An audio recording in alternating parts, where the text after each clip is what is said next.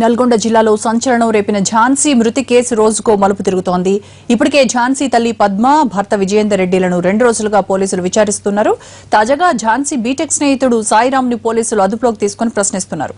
ఈ ఘటనపై మరిన్ని వివరాలు మా ప్రతినిధి శర్మ లైవ్ లో అందిస్తారు. Sharma, over to you.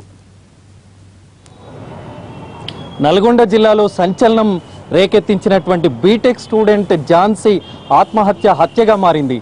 కన్న తల్లే కసాయిగా మారి అల్లుడితో కలిసి కూతురును హత్య చేసింది. ప్రస్తుతం వీళ్ళిద్దరిని కూడా పోలీసులు విచారిస్తూ ఉన్నారు.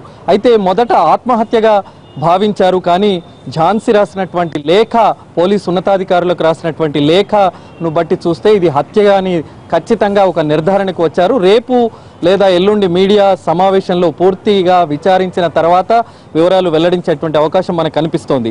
ప్రస్తుతం ఈ కేసును ఒక ఛాలెంజ్గా తీసుకొని దర్యాప్తు నిర్వహిస్తున్నటువంటి ఇన్వెస్టిగేటింగ్ ఆఫీసర్ వెంకటేశ్వరరావుతో మాట్లాడదాం. ఎట్లా మీరు ఒక హత్యగా నిర్ధారణకు వచ్చారు? అంటే ఈ కేసులో మాకు సాటర్డే రోజు రిజిస్టర్ పోస్ట్లో ఒక కంప్లైంట్ వచ్చింది. ఆ కంప్లైంట్ ఝాన్సీ రాణి పేరు మీద కంప్లైంట్ వస్తే ఆ కంప్లైంట్లో చాలా సీరియస్ అలిగేషన్స్ ఉన్నాయి. ఆ అలిగేషన్ ఆధారంగా మేము ఎంక్వైరీ చేస్తే ఆమె 24th నాడు నకరేకాల లోపల చనిపోయి 25th నాడు క్రిమేషన్ చేసినట్టు దాంట్లో విచారణ తేలింది. అయితే ఆ కంప్లైంట్ని బేస్ చేసుకొని సుమోటోగా మేము కేసు రిజిస్టర్ చేసి విచారిస్తే 23rd నాడు ఆమె బీటెక్ ఎగ్జామినేషన్ కంప్లీట్ అయిపోయిన తర్వాత 24th నాడు ఫేర్వెల్ పార్టీ ఉంది కాలేజ్లో. అయితే హస్బెండ్ 23rd నాడు పోయి ఫేర్వెల్ పార్టీ ఉన్నదని చెప్పిన తర్వాత కూడా ఫోర్సిబుల్గా నకరేకల్కు తీసుకొచ్చిండు 23rd నాడు. తీసుకొచ్చి ఆ నైట్ టైం లోపల కూడా ఆమెకు కొంచెం సెక్సువల్గా హరాస్మెంట్ చేసి ఇద్దరి మధ్య గొడవలు జరిగినాయి, తల్లికి వాళ్ళ భర్తలకు. తర్వాత మరుసటి రోజు అబౌట్ 10:30 నుంచి కూడా ఆమెకు ఒక 2-3 అవర్స్ హరాస్మెంట్ చేసాను. ఫిజికల్గా, మెంటల్గా, సెక్సువల్గా ఇంటర్ కోర్స్ పార్టీ చేయమని, ఆమె డిస్ఇంట్రెస్ట్ ఉన్నా, ఆమె హెల్త్ బాగాలేకున్నా ఫోర్సిబుల్ చేశాను.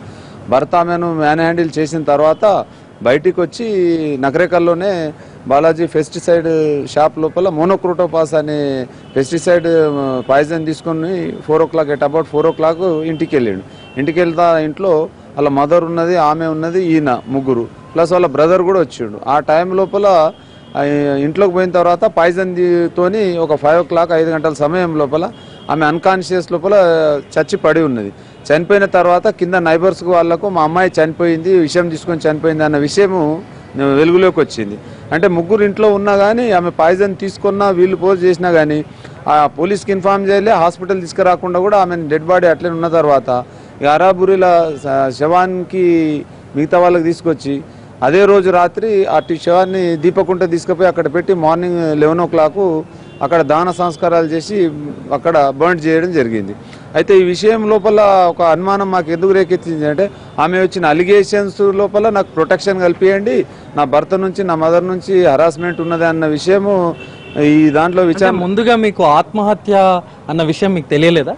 అంటే చనిపోయిన విషయం మాకు తెలియలేదు, ఎందుకంటే డెడ్ బాడీ మాకు నోటీస్లో లేకుండానే, మాకు ఇన్ఫార్మ్ చేయకుండా డెడ్ బాడీ. గ్రామంలో ఈమెది ఆత్మహత్య అన్న విషయం బాగా ప్రచారం జరిగింది, మీ వరకు ఎందుకు రాలేదా సమాచారం? అంటే ఇక్కడ నైబర్స్ చెప్పేసి ఇమీడియట్ ఇక్కడ నుంచి డెడ్ బాడీ షిఫ్ట్ చేసి అక్కడ తీసుకెళ్లారు. ఆ తీసుకెళ్లడం వల్ల రాలే. అయితే ఇది కేసు అయితే మమ్మల్ని అరెస్ట్ చేస్తారు. కేసు అయితే ఇది మ్యారేజ్ అయిన 2 సంవత్సరాల లోపలనే బీటెక్ స్టూడెంట్ చనిపోయిందన్న విషయంలో కేసు అవుతుంది అన్న దాంట్లో వాళ్ళు సాక్ష్యాధారాలు లేకుండా అన్ని డిసపియరెన్స్ చేసి శవాన్ని ఆ రకంగా తగలబెట్టడం జరిగింది. అంటే మీరు హత్య అన్న విషయం ఎప్పటికీ దేన్ని చూసి మీరు నిర్ధారణకు వచ్చారు? మేము ఇప్పుడు ఆ కేసు లోపల ఇన్వెస్టిగేషన్ చేసి హరాస్మెంట్ నిజమా కాదా అన్న విషయం లోపల ఆమె ఎక్కడైతే హాస్టల్లో ఉండిన శ్రీసాయి హాస్టల్ ఇక్కడ ఐఎస్ సాధన దగ్గర ప్లస్ ఆమె చదివే కాలేజీ, ఆమె ఫ్రెండ్స్ ఎవరైతుండ్రో హైదరాబాద్లో వాళ్ళందరినీ ఎగ్జామిన్ చేసినాం. ఎగ్జామిన్ చేస్తే ఆ prior to our death she revealed that, అంటే నాకు నా భర్త నుంచి, మా అమ్మ నుంచి ప్రమాదం ఉన్నది, నాకు డిస్ఇంట్రెస్ట్గానే మ్యారేజ్ చేసిండ్రు, మాకు మ్యారేజ్ చేసేటప్పుడు 4 lakhs rupees మా బంధువులు ఆయన విజయేందర్ రెడ్డి ఇచ్చిండు. ఆ 4 lakhs ఇయ్యనందుకు మాకు ఆర్థిక స్తోమత లేనందున ఆ అప్పు తీర్చలేక నన్ను ఆయన కట్టబెట్టిండ్రు. నన్ను చాలా ఫిజికల్గా, మెంటల్గా హరాస్మెంట్ చేస్తుంటే నాకు డైవర్స్ ఇవ్వమని ఎన్నిసార్లు ప్రాధేయపడ్డా, మానవతా దృక్పథంతోనైనా నాకు డైవర్స్ ఇవ్వమని చెప్తే, నీకు డైవర్స్ ఇవ్వాలంటే 20 లక్షల రూపాయలు ఇవ్వాలి, ఒకవేళ 20 లక్షల రూపాయలు ఇవ్వని పొజిషన్ నువ్వు నా దగ్గర ఉండాలి, నేను చెప్పినట్లు వినాలి, ఎక్కువ మాట్లాడితే నేను బ్రోతెలో దమ్మి నీ అందంగా ఉంటావు, నీతో సొమ్ము చేసుకొని నేను వ్యాపారం చేస్తా, నా గురించి నీకు తెలియదని అమ్మాయిని భయపెట్టించుకుంటూ ఆ రకాన్ని హరాస్మెంట్ చేసుకుంటూ వస్తుంటే ఈ విషయాలన్నీ తోటి క్లాస్మేట్స్ కూడా అమ్మాయి తెలియజేసింది. అంటే అమ్మాయికి హరాస్మెంట్ ఉన్నది 100% రూఢి అయింది, అంటే ఫైండ్ అవుట్ అయింది. ప్లస్ సాక్ష్యాధారాలు లేకుండా ఒక లేఖ డీజీపీకి నల్గొండ ఎస్పీకి లేఖ రాసింది, అలాంటిది మీ దృష్టికి ఎప్పుడు తీసుకురాలేదా? మా దృష్టికి రాలే. ఆ లేఖ వచ్చిన తర్వాతనే ఆ లేఖ ఆధారంగానే మేము ఇన్వెస్టిగేషన్ స్టార్ట్ చేసినాం. ఆ లేఖలో ఉన్న అంశాల మీద ఇన్వెస్టిగేషన్ చేస్తే ఆమెకు హరాస్మెంట్ ఉన్న విషయం బయటపడ్డది. ఆమె మ్యారేజ్కి విల్లింగ్ లేకుండా కూడా ఫోర్స్ఫుల్లీ మ్యారేజ్ చేసింది ఒకటైంది.